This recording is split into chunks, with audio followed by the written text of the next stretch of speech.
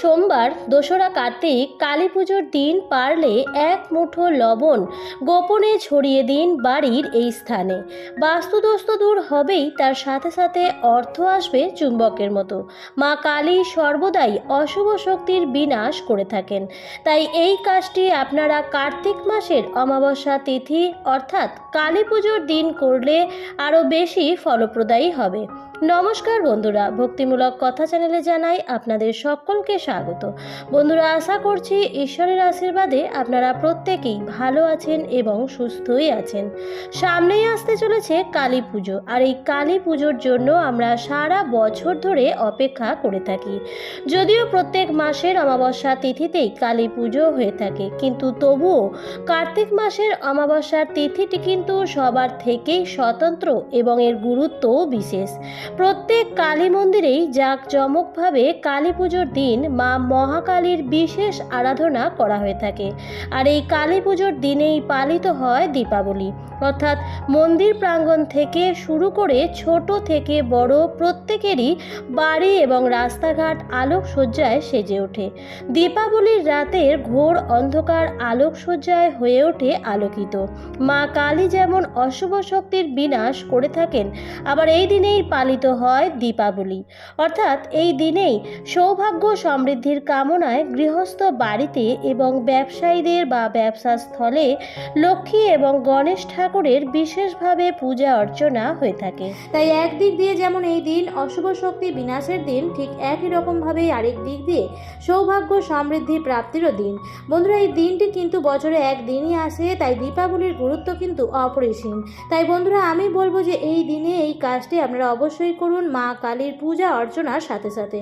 তাই সকল বন্ধুদের অনুরোধ করব যে আজকের এই ভিডিওটি একদমই স্কিপ না করে সম্পূর্ণ দেখুন, এবং সম্পূর্ণ দেখার পর যদি ভালো লাগে তাহলে অবশ্যই একটি লাইক করবেন এবং কমেন্টসে লিখবেন জয় মা কালীর জয়। এবং বন্ধুরা, ভিডিওটি শেয়ার করবেন আপনাদের নিকট আত্মীয় স্বজন এবং বন্ধু বান্ধবদের সাথে। কালী পুজোর আর হাতে গোনা কয়েকদিন বাকি আছে, তাই ভিডিওটি পেলে প্রত্যেকেই উপকৃতই হবেন। চলুন বন্ধুরা, আসা যাক মূল পর্বে।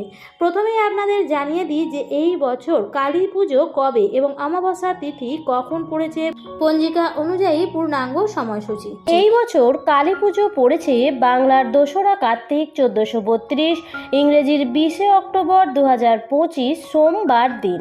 অমাবস্যা তিথি লাগছে সোমবার দুপুর 2:57 থেকে এবং অমাবস্যা তিথি থাকছে মঙ্গলবার বিকেল 4:26 পর্যন্ত। যেহেতু মা কালীর পুজো সাধারণত সন্ধ্যের পর বা রাত্রিবেলায় হয়ে থাকে, তাই সোমবার দিন রাত্রিবেলায় মা কালীর মন্দিরে পুজো হবে। যারা পুজো দেন তারা সারাদিন উপবাস রাখেন এবং রাত্রি জাগরণে মা কালীর পুজো করে থাকেন। তবে যাদের পক্ষে সারাদিন উপবাস থেকে পুজো দেওয়া সম্ভব নয়, তারা পরের দিন অর্থাৎ শুক্রবার দিনও মা কালীর পুজো দিতে পারেন। তবে যেদিনই হোক না কেন বন্ধুরা, মা কালীর পুজো কিন্তু এই কার্তিক অমাবস্যাতে অবশ্যই দেবেন। এই দিনেই মা মহাকালী জাগ্রত হন এবং অশুভ শক্তির বিনাশ করে থাকেন। তাই আপনার ঠাকুরের সিংহাসনে যদি মা কালীর কোনো বিগ্রহ বা পট থাকে, তাহলে সেখানে মা কালীর পুজো অবশ্যই দেবেন। মা কালীর চরণে অবশ্যই সেদিন লাল জবা ফুল নিবেদন করবেন এবং আপনার বাড়ির নিকটবর্তী কোনো কালী মন্দিরে গিয়ে পরিবারের মঙ্গল কামনা করে পুজো অবশ্যই দেবেন। তার সাথে সাথে লবণের এই উপায়টি করতে কিন্তু একদমই ভুলবেন না। এই উপায়টি পরীক্ষিত এবং ফলপ্রদায়ী একটি উপায়। পরিবারের নেতিবাচক শক্তি দূর করার জন্য বাস্তুশাস্ত্রে নানাবিধ উপায় সম্পর্কে বলা হয়েছে।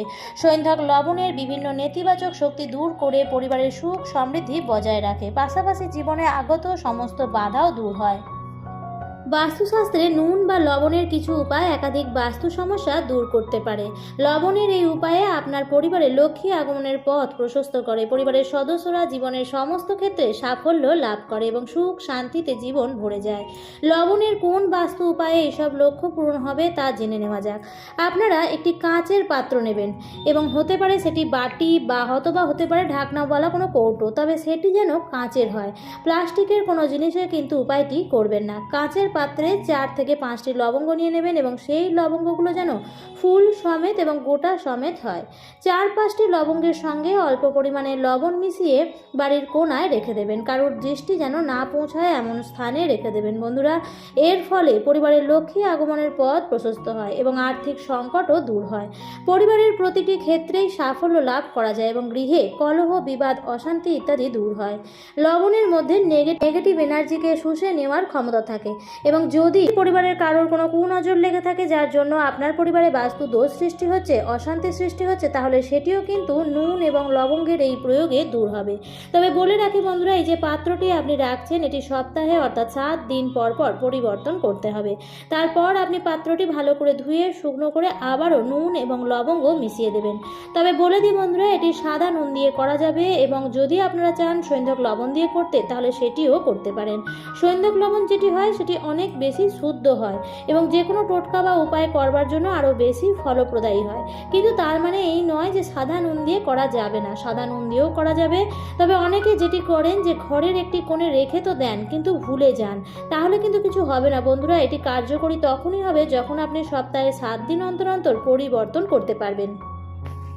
অমাবস্যা তিথিতে স্নানেরও একটি বিশেষ গুরুত্ব আছে, তাই এই দিন সকাল সকাল স্নান সেরে নেবেন। এই দিন গঙ্গা স্নান করা অত্যন্ত ভালো, কিন্তু গঙ্গা স্নান তো সবার পক্ষে সম্ভব হয় না, তাই আপনারা বাড়িতেই স্নান করে নেবেন এবং সেই স্নানের জলে সামান্য পরিমাণে সৈন্ধক লবণ এবং কালো তিল মিশিয়ে সেই জলে স্নান করুন।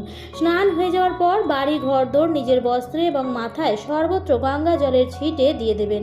এই অমাবস্যা থেকে টানা 21 দিন যদি আপনারা আপনাদের স্নানের জলে সামান্য পরিমাণে সৈন্ধক লবণ এবং সামান্য পরিমাণে কালো তিল মিশিয়ে স্নান করতে পারেন, তাহলে আপনার উপর কেউ কোনো রকম খারাপ নজর লাগাতে পারবে না। খারাপ নজর কখন লাগে? যখন আমরা বাইরে যাই বা বাইরে কেউ আমাদের দেখে এবং আমাদেরকে কুনজর দেয়। আর যদি আপনি প্রাতঃকালে এই জিনিসটি জলে মিশিয়ে স্নান সেরে নেন, তাহলে কিন্তু সেখানেই সেই নজরটি কেটে গেল এবং আপনার জীবনে উন্নতি, অগ্রগতি আসার পথে কেউ কোনো রকম বাধা দিতে পারবে না। এছাড়াও আমরা প্রত্যেকেই জানি যে সৈন্ধক লবণ জলে মিশিয়ে সেই জল দিয়ে ঘর বাড়ি মোছা উচিত। অন্তত কমপক্ষে 2 দিন এই কাজটি করুন, এর ফলে আপনার বাড়ি থেকে সমস্ত রকম নেগেটিভ শক্তি দূর হয়ে যাবে। সবশেষে বলবো, অমাবস্যার এই সন্ধেবেলায় করুন লবণের এই বিশেষ উপায়। আপনাদের হাতের মুঠোয় 1 মুঠো লবণ নিয়ে নেবেন এবং যে ব্যক্তির ওপর আপনার মনে হচ্ছে যে নজর লেগেছে বা তার উন্নতিতে বাধা আসছে, সেই ব্যক্তিকে দাঁড় করিয়ে তার মাথার ওপর দিয়ে অ্যান্টি ক্লকওয়াইজ সেই 1 মুঠো লবণ ঘুরিয়ে নেবেন। আপনারা কমপক্ষে 3 বার এবং সব থেকে বেশি 7 বার ঘুরিয়ে নেবেন এবং ঘোরানোর পর সেই 1 মুঠো লবণ আর অন্য কোথাও রাখবেন না। আপনারা সেই 1 মুঠো লবণ নিয়ে বেরিয়ে যাবেন এবং আপনার বাড়ির উঠোনে সেই লবণটি ফেলে দিয়ে আসবেন। অমাবস্যার দিন সন্ধেবেলায় এই উপায়টি করবার জন্য সর্বোত্তম।